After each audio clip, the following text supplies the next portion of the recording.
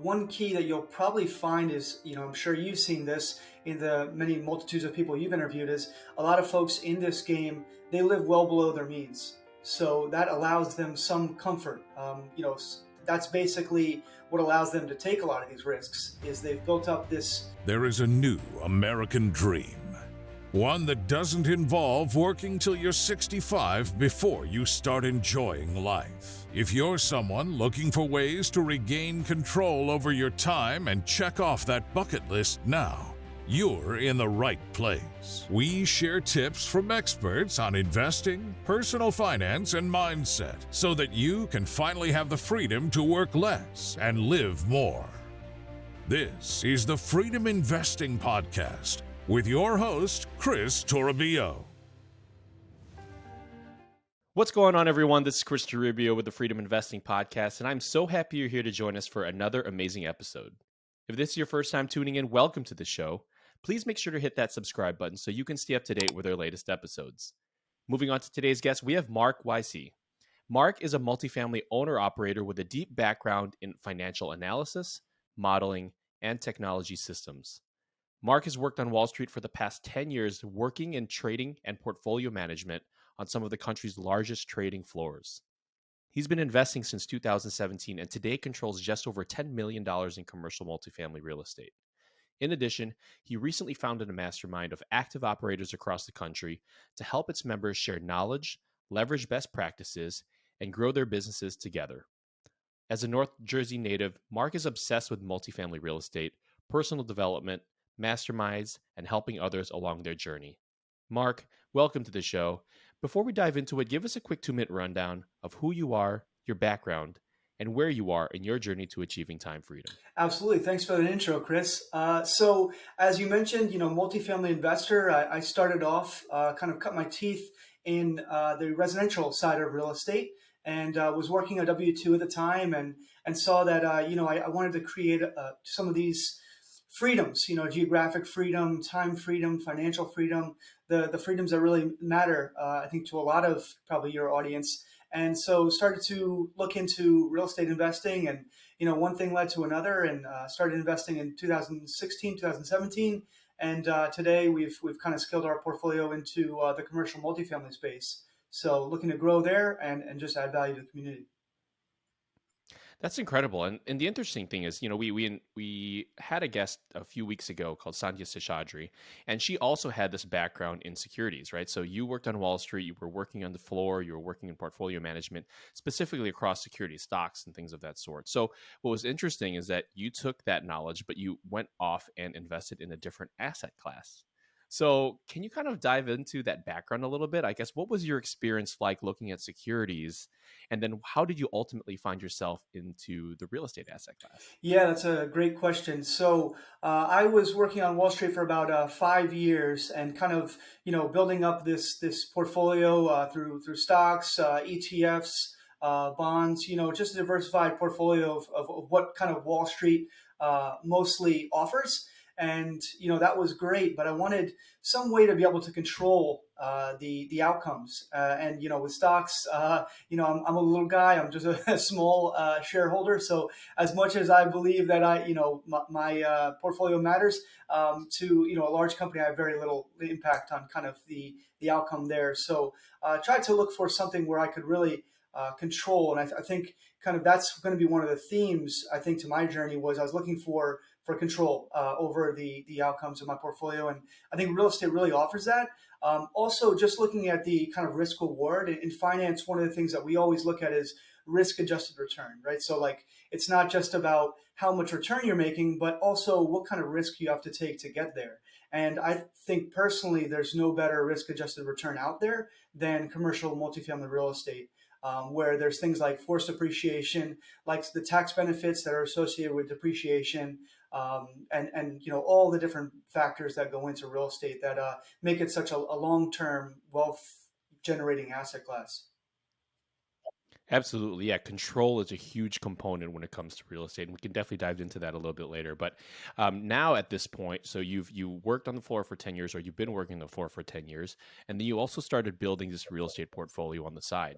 So it sounds like you started off in the residential space, And over this period of time since 2017, you found yourself with this $10 million commercial real estate portfolio. Can you talk to us a little bit about how you started and then what type of strategies you used to kind of get yourself to the position to where you are now? Yeah, absolutely. So starting off, I didn't have this grandiose plan of building this huge portfolio. It was really, let me find some place where I can live, maybe rent out a few of the units or rooms in my case, and, kind of defray some of my ongoing costs every month. And then, have this build over time, have the tenants there basically pay down my loan. That was the entirety of my vision at that point. So started doing that, and I bought a condo here in North Jersey, just outside of New York City. Condos and co-ops are really kind of the norm for most people starting out in ownership. And so bought a condo, rented out one bedroom there, lived in the other bedroom, and started to see things snowball. And that was a really good way to get started. At the time, I didn't know about house hacking or this terminology or the fact that this was a legitimate strategy. It was just kind of what made sense for me. But so I saw that, making a real impact in terms of the cash outlays I was making every single month. So one of the things that I do every month is budget, and me seeing this money coming in, what's going out, I was like, this is great. Maybe how can I get more of this going? And so I started to do another condo, single family, duplex, met my partner, and that's where we started to kind of think bigger in terms of multifamily. That's fantastic. We just talk about like when you want to get yourself in a position to start investing and growing your wealth, it really starts with having your personal financial house in order first. And we take a look at a lot of people's budgets across the United States or in general, and you see the largest component of people's budget as far as an expense standpoint is their housing expense.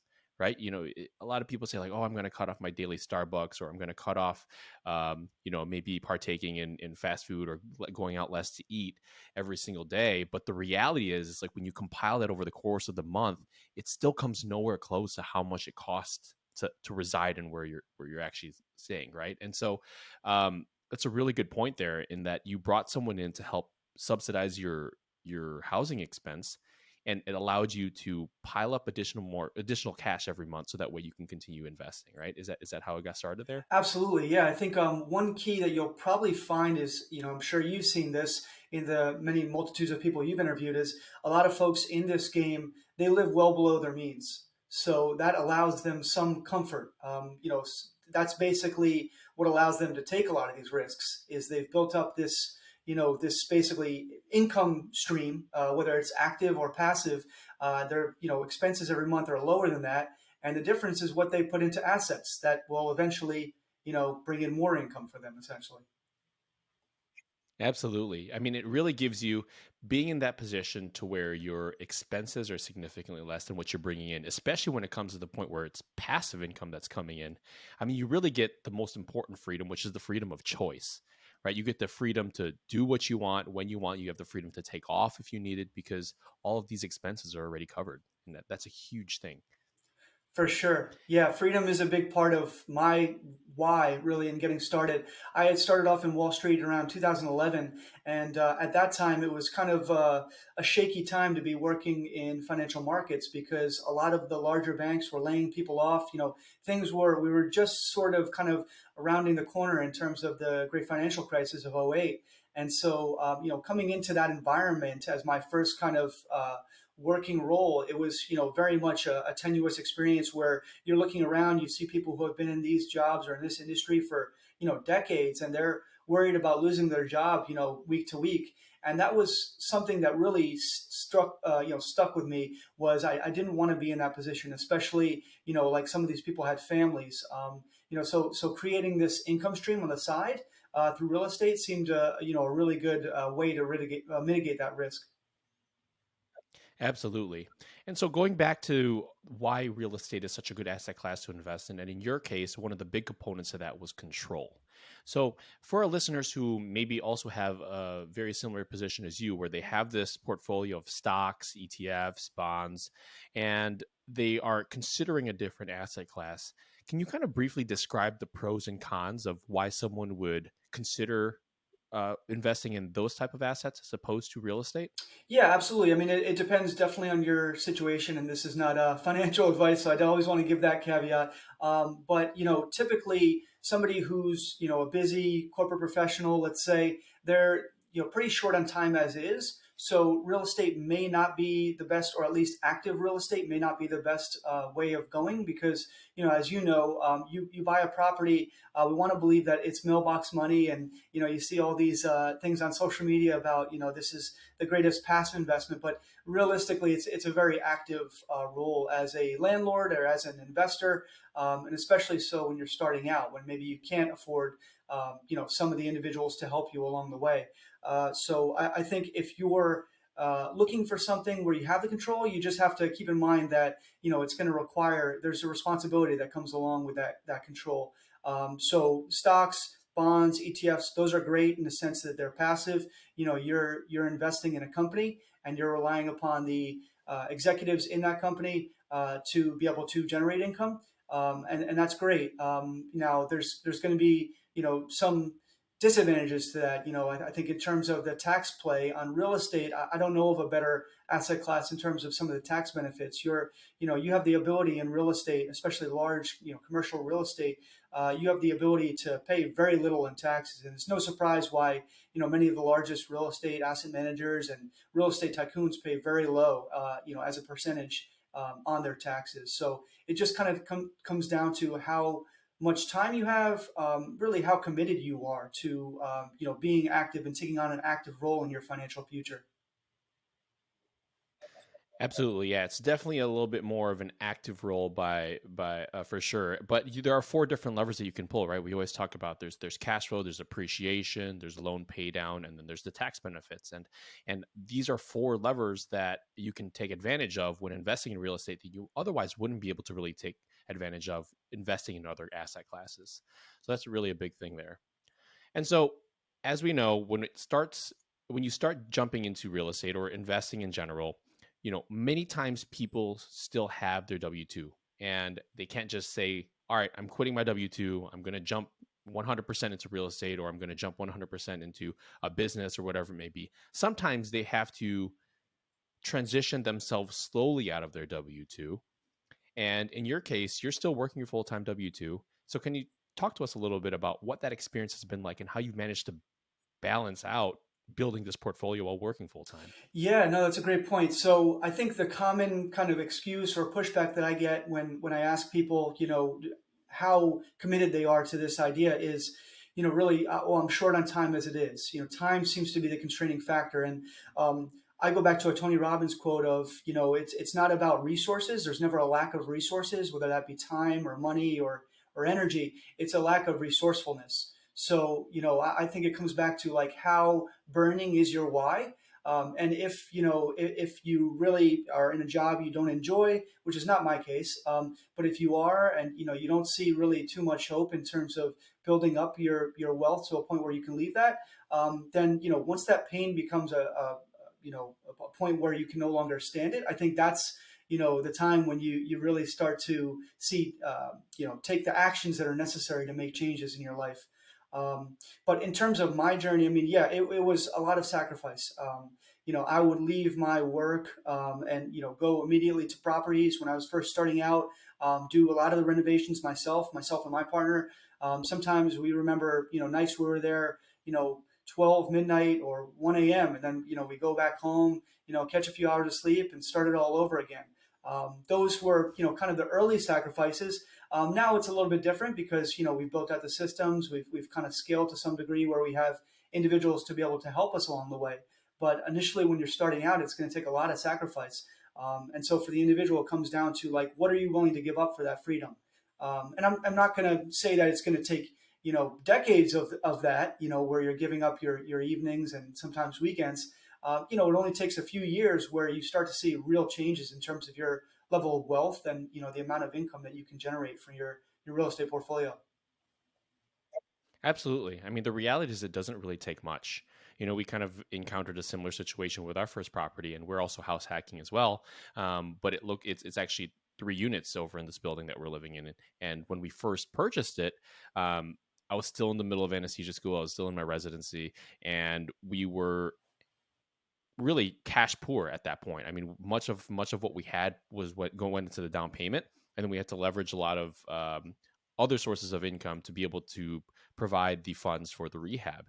And in order to save money, we also had to put in some sweat equity by doing things as you had mentioned. We had to come here nights, weekends. We had to do some demo work. We had to run some rough work at times. We had to lay down flooring, paint, and at the time, I mean, we made it fun, but you take a look at what you're doing, you're like, how did I get myself into this?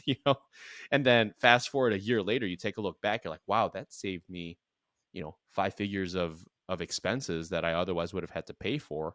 And because of that, I'm that much better off, you know, further. It's really powerful. Yeah, I think it's an investment of time too. We're investors, so we're trading, kind of the today and maybe, the next couple of years for what could be a lifetime of passive income, essentially.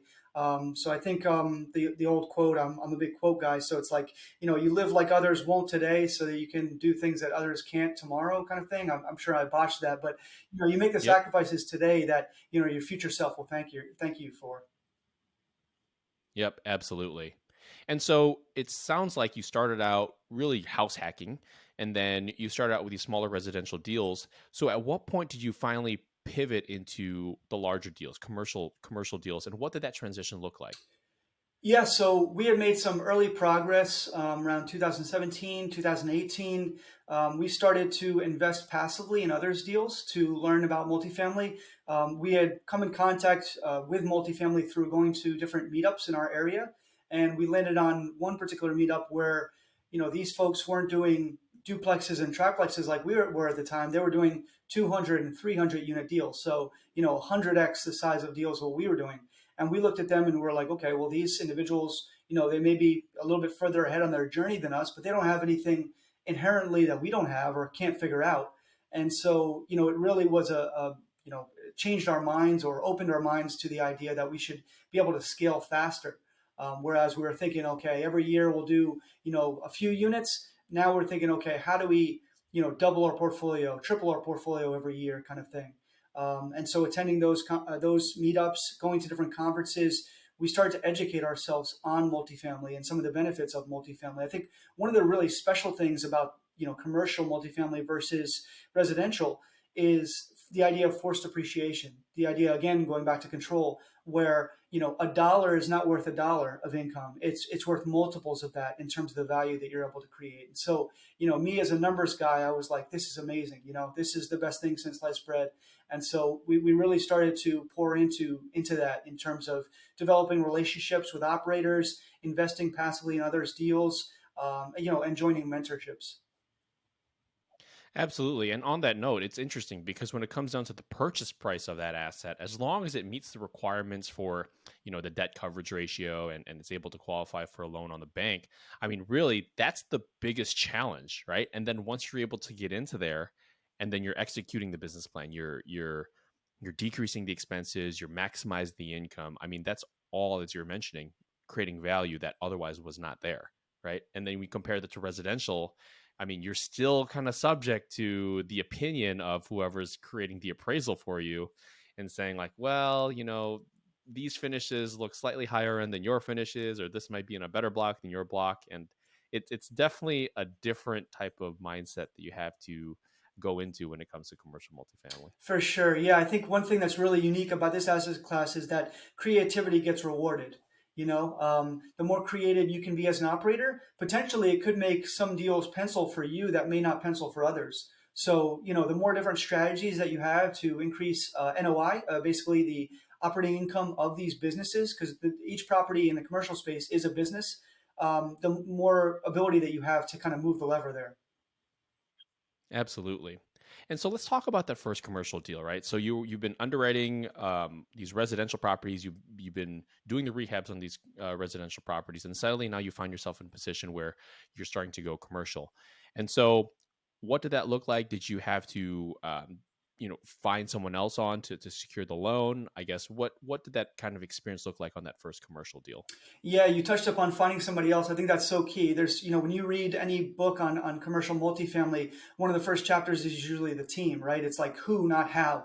So figure out who are the people that can enable you to move forward with confidence and, definitely limit the risk because especially when you're doing larger deals, you're bringing in investor capital. we treat investor capital like it's sacrosanct, like it's even more important than our own capital. Like the way that I like to think about it is treat every investor's capital as if it's your parents' capital. So one of the things that we did early on was form relationships with other people who were doing it. And so for our first deal, it was a 32 unit complex that we found actually through a personal connection. It was off market, and we knew that we would have very large difficulty in terms of qualifying for the loan. We were shooting to get agency debt, which for anybody that's familiar, agency debt is notoriously kind of difficult to get as when you're starting out. You kind of need experience in order to get underwritten and approved for that. And so we brought on, a team, two individuals that had qualified for agency debt in the past, and were willing to kind of help us on the GP side of the deal. Love it. Love it. And in terms of your confidence that you also had to exude to other members of your team and also other members of like whether these people are investing with you or not, I mean, sometimes too, you also have to develop the confidence to show them that what it is that you're doing. And so talk to us about how you kind of develop that confidence. Sounds like you went to conferences. It sounds like you surrounded yourself with people who knew what it is that you're doing. Can you kind of talk to us a little bit about that as well? Yeah, for sure. I mean, I guess imposter syndrome is the terminology that we're all probably used to hearing. Like, we still struggle with imposter syndrome to this day. So don't think that it ever kind of subsides. It gets a little bit easier in terms of, nowadays talking on podcasts and talking in front of the public. But that's only because we've gotten our reps in. We've taken our licks, we've learned along the way. And, I'll be the first to say that, we're not masters of this investment, this asset class. We're learning every single day, and we still have a ton to learn. But I think that confidence comes from, I guess, competence, comes from, again, getting your reps in. So early on, I mean, talking to investors, we didn't start on our own deal raising money. And this may be a good little entry point for many people as they're transitioning like we did from residential to commercial, is find others that you can help on their deals. Whether it's raising capital for their deals, helping them market, doing asset management, find ways that you can kind of, I guess, be a little bit of your training wheels in terms of getting into commercial real estate. And that's something that we did. Before we ever did our own deal, we helped others on their deal and never asked for anything in return. We would help others in terms of setting up their webinars to pitch their deals to, potential LPs on their deals. So, by the time that we actually did raise money, we had a bunch of reps in talking to, the investment and also a bunch of the people that we went to. They had already been aware that we were, making a push in terms of this space. And I think that's really important for folks that are maybe not raising capital at this point, but eventually are looking to be able to, is tell everybody in their immediate network what they're doing. Tell them what they're up to, post it on social media. Even if you think that nobody's going to be interested, at least it plants a seed in others' minds of who you're going to become and kind of makes that conversation a little bit easier when you eventually do come to them, saying would they like to partner on a deal. Is they no longer think of you, Mark, as the Wall Street guy, they're thinking of Mark as this guy who's also doing real estate on the side and building up his portfolio there. So it's sort of like you have to become the individual that you're hoping to be, I guess. Absolutely, it's definitely an identity shift, and we experienced the same thing because I'm in healthcare. You really wanted to kind of transition from being a healthcare provider who invests in real estate to a real estate investor who also provides healthcare. And, in the eyes of the people in your network and the people it is that you know. And on top of that, at work, I was like, man, I want to make it a goal to be that person who engages in real estate. And naturally, that comes by talking about it, sharing your experiences. And as you're saying, regardless of whether or not you think someone is interested, I can't tell you how many times people have come up to me or messaged me separately outside of the eyes of other people and saying like, hey, I've always been interested in this stuff. Can you tell me more about this? Can you teach me about this stuff? And somehow, some way, you're going to be affecting someone who's interested, whether you like it or whether you think so or not. I love that. Yeah. I mean, how much of a blessing is it to be able to take all of your experience, all of your lessons along the way and impact somebody else and help them get whatever financial goals they have for themselves, get that much closer to those. I mean, whether or not they ever invest with us, like we look at our role chiefly as educators. We're here. Most of these folks are familiar with stocks, familiar with bonds, things like that. but many of them haven't been exposed to what commercial multifamily syndication looks like, or even what it means. And so at least you can provide them with a glimpse into why we really believe in this asset class. And if you truly do believe in this asset class, it should never be about selling. I always felt early on that I'm not a salesperson. How could I ever do this? But you're not really selling. You're just educating, and then allowing the individual to kind of make their decision on their own. Absolutely. Yeah, there's definitely this shift that you have to make from trying to convince people to do what it is that you want in terms of investing with you or partnering with you or helping you out. And it really transitions into figuring out what it is that they need and why they are wanting to take the action towards the direction that you think they're headed in, and just simply guiding them along the way, because people have to come to that decision on their own, and people have to be able to take ownership of the decisions that they make regardless of what happens. And that's truly, I feel, the most that's just like the best way to go about doing it. Yeah, I agree. I mean, I think as a capital raiser, one of the shifts that we had was we had heard somebody speak about raising capital. And I think raising capital kind of has a bad connotation. Really, I think it comes down to leadership. You have to be a leader and willing to help people. That's really what it comes down to. Whether they invest with you or somebody else, you're equipping them with the information that they need to be able to avoid the big costly mistakes. I think when we were starting out, we unfortunately started out investing in passively in others' deals, and we had two of those actually go bad, where the investment went sideways. We ended up not getting all of our money back, and those two experiences left an indelible mark on us in terms of, okay, our goal is really to help others get informed, educate themselves, and avoid the costly mistakes that we've made. Absolutely. And as you're saying again, when you go ahead and raise capital in the future, you truly want to treat it like it's your parents' money and make sure that they don't counter that same experience that perhaps you had experienced in the past. So that's huge, and that's a very strong experience. I'm glad you share that with us. Absolutely. And so moving forward from here, you eventually came to the point where you're starting to purchase these commercial deals. And did you ever end up purchasing a deal yourself as an acquisitions specialist and someone who worked with a broker and closed that way? Yeah. So we closed a deal in November of last year through a broker. It was actually our first really large, large, I guess is relative, but larger commercial multifamily deal through a broker. And that was a really great experience because, it showed us the value of a broker. The prior two kind of larger deals that we had done were off market, and that's really great. But I think anybody who is trying to go direct to seller and things like that, they have to understand that, brokers really rule the roost, so to speak. They are responsible for, I would say 90 to 95% of the transaction volume in a given market. And so developing those relationships is so vital because, as we all know, deal flow is the lifeblood of this business. And so the stronger that you can build a recognition and kind of credibility with those brokers that are doing most of the deal flow, the better off you're going to be. You're going to see the most deals, and you're going to have the highest probability of actually getting awarded those deals.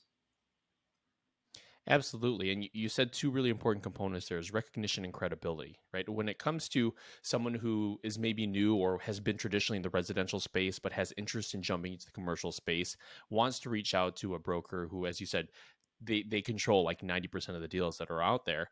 I mean, talk to us a little bit about how you would approach someone so that way you can reflect the credibility that you want to show that broker that you have. Yeah, I think the first step is education, right? You have to understand the terminology. I would highly recommend some kind of a mentorship or coaching program. They have some really good structure with a lot of coaching programs out there, and that's certainly how we started in terms of understanding how this business works, a lot of the different language that's used.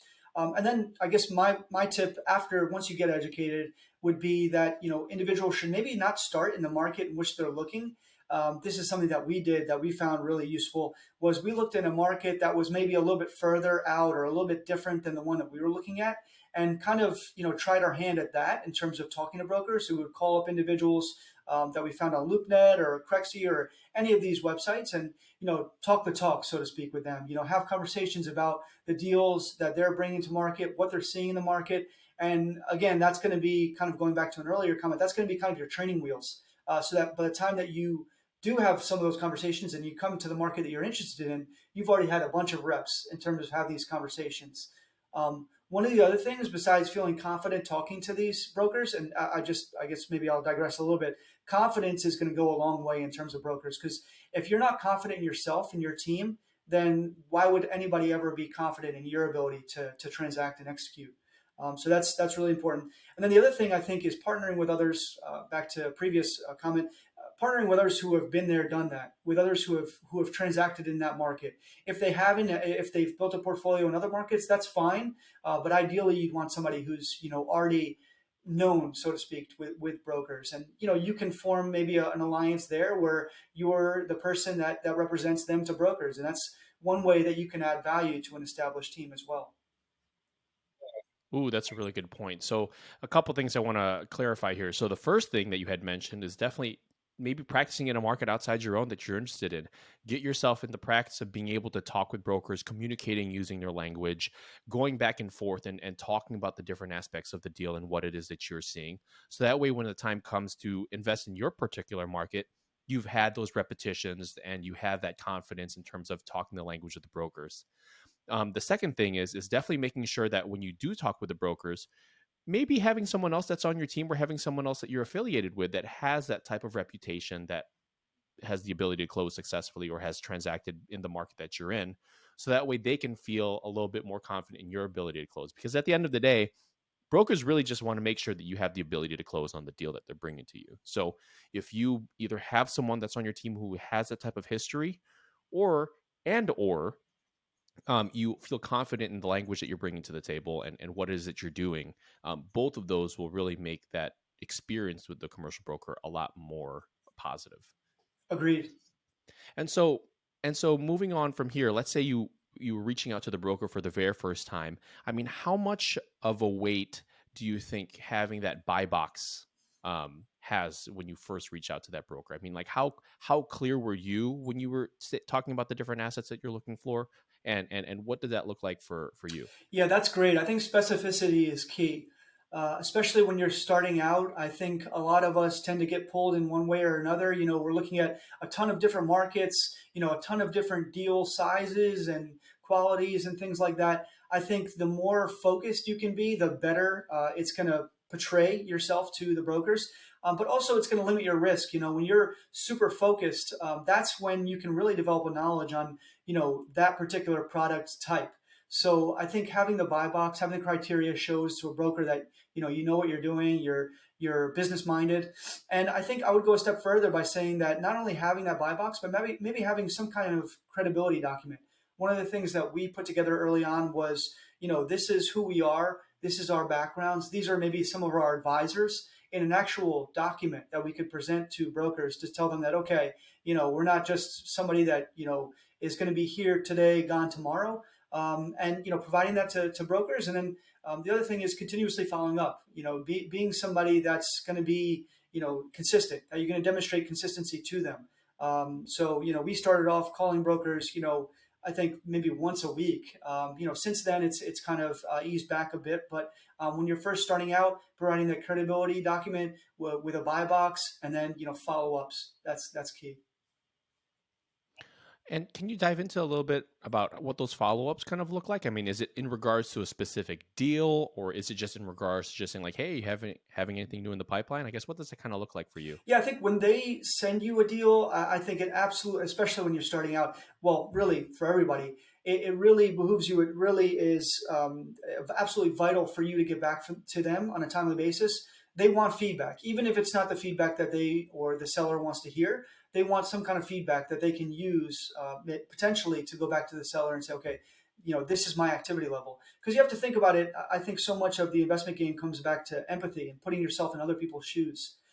As a broker, they're trying to demonstrate to their client, who is a seller and an owner, that they're doing the best they can to market their property, that they're taking a lot of action to be able to market their property effectively. And so when you provide them with some feedback, that's giving them some ammunition to go back to the seller and say, hey, look at all this, interest that I've drummed up from, your property. So I think that's really key, coming back to them with very specific, feedback on the deal. And one of the other things, and I stole this from, one book or another, but I think providing them with a little bit of a, if you're going to come back to them with negative feedback, make it kind of a compliment sandwich where you give them a positive about the property that you really like, maybe give them that direct, honest feedback of why you're going to pass on the deal, and then leave off with some kind of compliment. It could be something like, I really love the area. The property is in such a great submarket. It didn't meet our return criteria for XYZ reasons, but this is a really beautiful asset. It's clear that the owner cares about this asset, has maintained it, and we're gonna take a look at the next one and kind of move on. I love that. That's really, really good information there, because the importance when it comes to developing the credibility with the brokers in the area and making sure that you stay top of mind on their list when they have other opportunities is really in the follow up.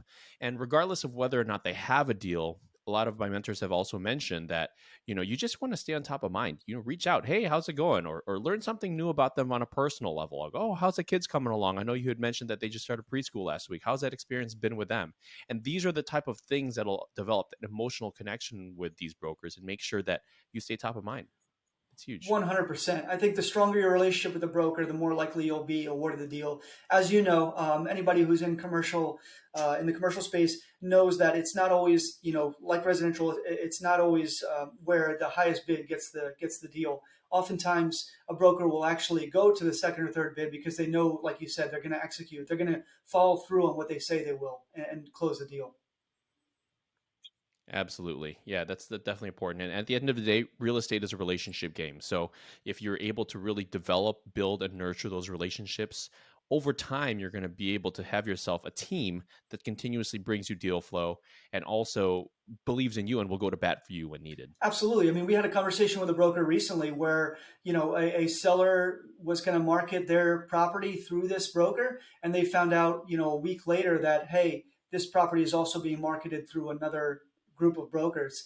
And that really left a bad taste in his mouth. And he said, I'm going to think twice before, working with this individual in the future. So I think, like so much, the investment game comes down to being a decent human being and treating others the way you want to be treated and thinking long term. Every single relationship, like you said, this relationship business is going to be long term in nature. So, being willing to sacrifice the short term gain for the long term benefits that come with a relationship, which after all, that's the most, I would say, the best investment that you can make is the relationships that you have in this game. Absolutely. All right, folks, so we're coming towards the end of today's show, but before we finish, it is time for the Freedom 5. These are 5 questions that we ask every guest on our show, starting with the most important question: what is your why? What is the underlying motivation behind everything it is that you do? Yeah, for me, I think we started off the conversation talking about freedom, and I think that's one really strong why that is matters for me. I think the freedoms I laid out, the financial freedom, obviously that's one that's probably pretty big and shared amongst your community. Also, the time freedom, being able to choose how I spend my time, and geographic freedom, where I locate myself. I have friends and family throughout the U.S. and abroad, and I'd love to be able to spend more time with them. And so I think those are really important things. And also, something that gets missed sometimes with these freedoms, having those freedoms really truly allows you to make more impact. Whatever you care about, whatever your, particular bent is in the world, having more control over your time, over your money, over where you're located, I think allows you to make much more impact in terms of, bettering the world. Absolutely. That's huge. I mean, being able to get yourself into a position where you reached your goals and now extending a hand downwards and helping others achieve them as well is definitely a big thing. And having that motive to give back in some form or fashion really just makes this whole life worth living, right? I mean, it's such an incredible experience and makes your life that much more wholesome. Absolutely. Because at the end of the day, I mean, we're all in a very privileged position to be able to have enough money to invest. And that's a beautiful thing. But I think the saying that comes to mind for me is you never see a Brinks truck following a hearse. You can't take it with you. At a certain point, it just becomes a game. And it's really about, how do you impact those maybe behind you, or how do you make the most impact in your community? I love that. I've never actually heard that quote before, but that's right. I mean, you can't take it with you. There's no Brinks truck following the hearse. I love that. Second question we have here: what book has had the largest influence on your life? Oh, this is a tough one. I'm a big reader, so there's so many different books on a given month. I think the book right now that is really I'm resonating with is Traction. by Gene Wickman or Gino Wickman, and that's having a really big impact on our business personally. So it's probably the second or third time I'm reading it, and I think that's the most relevant book to my business life right now. Absolutely. We read Traction and have implemented EOS into our lives. And I can tell you, I mean, as far as keeping everybody accountable, making sure that we have a very crystal clear path of what our goals are and how we're going about achieving them has been huge. So kudos to you in terms of reading that book and implementing that. That's For great. sure. Um, Third question we have here: what is the most impactful thing, whether it's a piece of technology, a habit, or a person, that has helped in freeing up your time? Yeah, I think that's going to come down to people. So my partner, I met him in 2018. We developed a really good relationship. As I said, we were putting in the hours. We saw each other kind of in the depths of us working, probably, I don't know, 18, 19 hours a day continuously. And, I trust him, with my life essentially. And so having him on board and having really a partner that complements you, I think is really important, especially if you're trying to grow and scale. Having somebody that brings certain skill set that you don't have, that frees you up to be able to, focus on your zones of genius. So I think real leverage comes from people, even more so in real estate than maybe some other businesses. It's the individuals. It's, again, the who, not how. Love it. Fourth question we have here: what is the number one piece of advice you would give to anyone else looking to achieve more control over their time? Yeah, I think for me, it's been small, continuous action. So daily actions. I think that starts with having a goal in mind. Where do you want to see yourself and your family 1 year, 3 year, 5 year, and so on into the future? And then walking that back to today. So, if you want financial freedom in 5 years, what do you need to do, in 1 year? What do you need to do, next week? And then, charting your life accordingly. So much of this comes down to habits. I think it's really easy to be enamored by social media and see these people who are closing these massive deals and everything like that.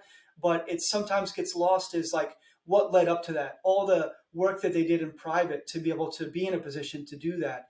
I think that's really important. I mean, we were not an overnight story. This has taken 6, 7 years in development. So I think it comes down to what you're willing to do in the near term, every single day. Putting in that work that's necessary to get there in a few years.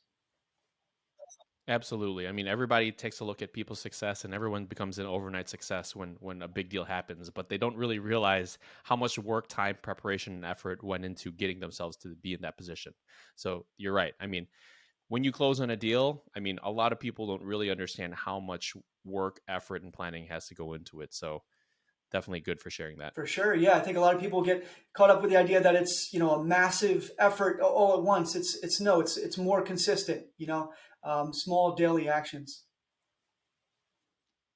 And Mark, fifth and final question we have for you is: what is the best way for our listeners to get in contact with you? Absolutely. So as I mentioned earlier, I'm here as a resource. I want to help others move, in the direction of their goals faster and avoid some of the mistakes that I've made. So, anybody should feel comfortable reaching out to me. I'm here as a resource.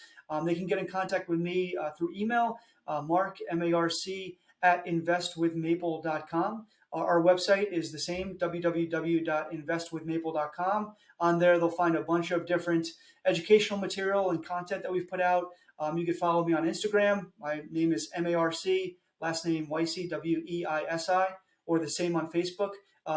Any of those ways to get in contact with me, I'm here to help. Love it. Everybody go check out Marc Weisi. Go ahead and reach out to him via email. Check out his website. He's a great guy. We've known each other for some time now and highly recommend reaching out to him to help you on your journey. Marc, tons of really great information today. I really like how you shared your experience from transitioning and working in securities to going into the real estate asset class, starting out with residential, jumping up to commercial, and getting to where you are today.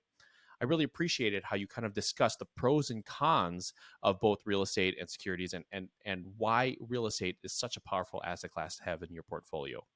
And I really loved how you described your journey as well as the valuable advice you gave to all of our listeners so that they can apply that to their own personal investment journey.